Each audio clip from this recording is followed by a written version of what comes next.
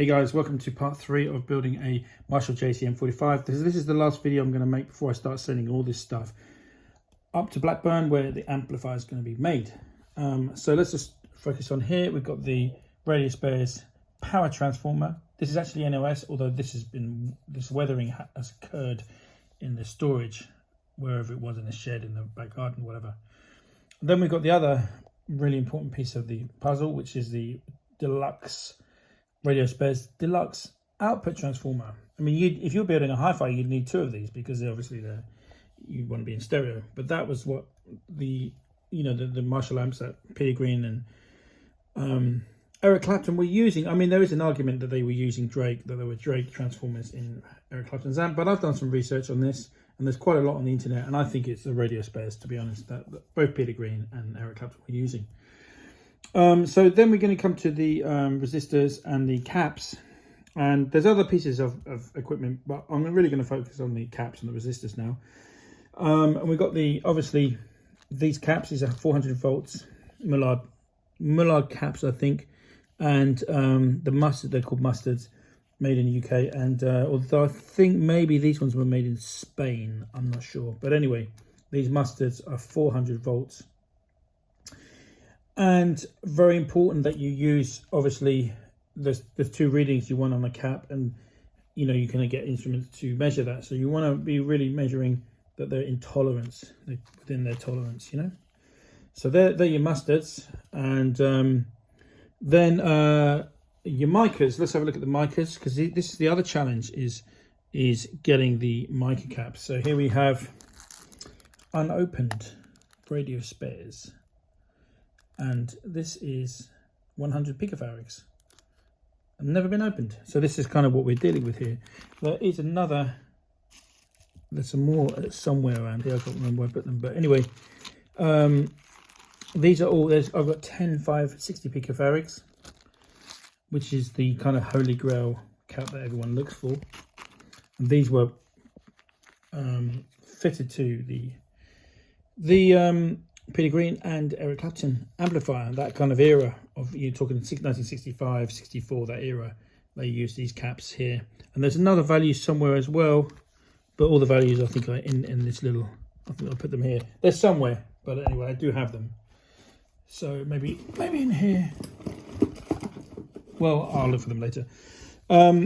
So that's all the micas. All the micas are here. Now, some of these amps use this type of, it's still made by Lemco and with RS on the brand, but this was on one of the potentiometers, this more modern type of cap, mica cap. So we've got that as well, just to make sure the look is okay. These are the diodes. Now this diode here is a original Mullard diode, but it's actually pointing the wrong way. So just for good measure, I got the other, it's a different model of diode, but these do in fact point the correct way. So just in case we covered that. Higher NOS resistors, and here we've got the whole, some are half watt, some are 1 watt, and I think some are 2 watt. So that's all the resistors we need. And here we've got another cap, and I talked about these caps. These are Weimar caps, and I had to, well, a very kind gentleman measured 40 to get this. We need 2. Well, let's have a look here. So this is 250 microfarads with I can't think. I think it says 5 volts there. Can't really see, but anyway, 6 volts, something like that. And we got to 259, but to get to 259 microfarads, we had to measure 40 of them. Okay, so you can see the 2 measurements there, 3.5, and we had to measure 40 of these things. I've actually got the same value, but a radio spares, and this looks like a later 70s model. So I kind of, as a backup plan, but this is quite out of spec. It's not really in spec, this one. So I'm not sure whether I might go with the original Weimar, sorry, because that actually looks period correct. Reefer, we're going to use these for the 10 microfarad position. can see these Rifa, whatever, however you want to pronounce them. These are very good, very accurate, and these last a long time. Now, there's some that are made in the Far East, and some are made in, I think it's either Sweden, can't quite remember, Switzerland or Sweden. I think it's Sweden. And you want to get the European-made ones, and that's what these ones are. These are NOS, never used. And these are made in Europe. Okay, then they changed the manufacturing over to the Far East. So maybe Hong Kong or somewhere like that, or China. But these are the ones that you want to get. Oh, sorry, no, I think they're Taiwanese, the later ones. But anyway, these are the ones you want to be having, and these sound fantastic. These are really great.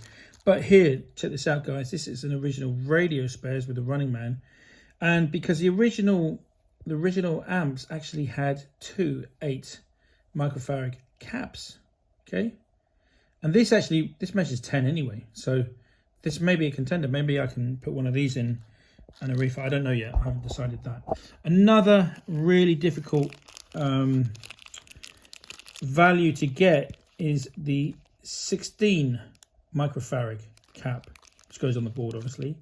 So this is a kind of I got this for £3, and this is, can't quite see the name of it. I think it's a British made in the 1980s. I think it says here British made. They give the year 1989 capacitor.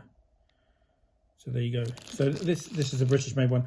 I was going to use them, but then I found this one, which is a 16 microfarad cap, original RS, and this one, maybe this is slightly later, made in the UK though, and this reads really well within tolerance. So I'm going to go with this original radio spares one. And then we've got some, I think these are 5-watt resistors for the valve bases. Yeah, 5-watt.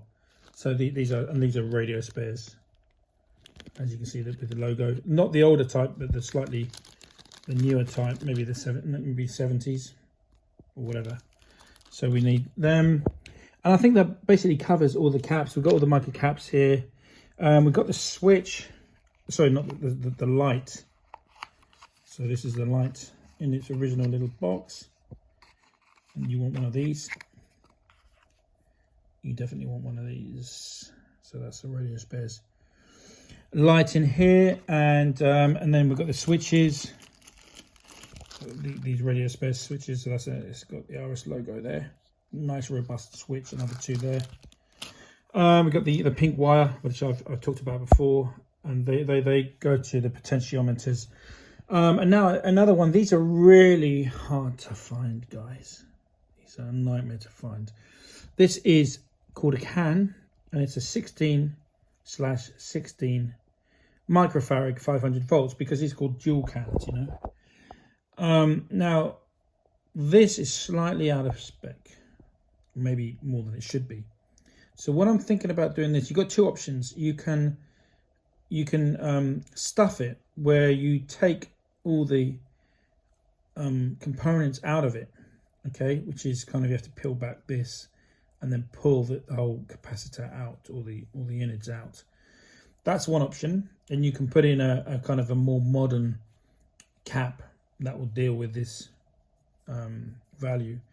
Or else you can do what's called reforming, which is pumping a load of voltage through it in the hope that it will kind of go back to its original specs. So I'm just thinking I might reform this cap, because it's out, but it maybe can be repaired. So I'm just thinking, maybe you can tell me in the comments, guys, shall I reform this or shall I just stuff it, you know? But this is one of 2, okay? So I found one of them, now I've got to find the other one. And odds are that's going to be out. That's probably going to be out of spec. To find one of these in spec is going to be almost impossible. So you've got the 2 options are obviously reforming or stuffing, and maybe stuffing is better for an amp that's going to be used on the road. So you just got cosmetically, it looks right. But maybe reforming is if it was more of a museum piece and you're going to fire it up at home and it's not going to go out on the road, or else you wanted to use it for an original JTM45, which is missing this, then you could reform it, put it in. It's not going to be used, out on the road and gigging and hardcore playing. So So maybe that's, but let me know in the comments, guys, because you probably know a lot more about that than I do. Okay, then let's talk about valves. So this is some of my collection of valves, and here we've got 3 Mullards, these 3 Mullards are good to go in the preamp section. I still have to get the other valves, and I will keep you updated on that, but it's just nice to have. And these are all in spec. These sound really, really good. So these are great. These 3 valves. So there we go, guys. I mean, that's pretty much it. There's a lot of other stuff as well, but that's kind of like the board material, and all the other fittings and all that sort of, you know, stuff, which I will go into when the amp comes back. But this is ready to more or less box up everything. Like I said, I've got to look for one more of these. The mica caps we have, all the other caps now, pretty much. I'm probably going to go for these wafer caps, but you know, who knows? If I found another one of these, then that would be really cool. But just for kind of the look, maybe it's better to have these 2. It's a shame. Well, we got I'm going to find out whether this is actually in spec. You know, this, because it would be really cool to have. A lot of these mid-60s amps have these Weimer caps, and they just kind of look really cool. So I'm really hoping that this is going to work out. But there you go. Maybe, you know, maybe the Spanish mustards will change one day for British-made ones, but I don't think that's really necessary. You know, we're pretty good to go here now, and like I said, there's all the other fittings and all the other bits and pieces, but this pretty much these were the kind of like the hard bits to get, you know. So hopefully that gives you some inspiration if you want to build your own Marshall one day JTM45 replica. Happy hunting, and I'll catch you soon, guys. And yeah, like I said, there's going to be some more serious proper videos coming next. Bye, take care.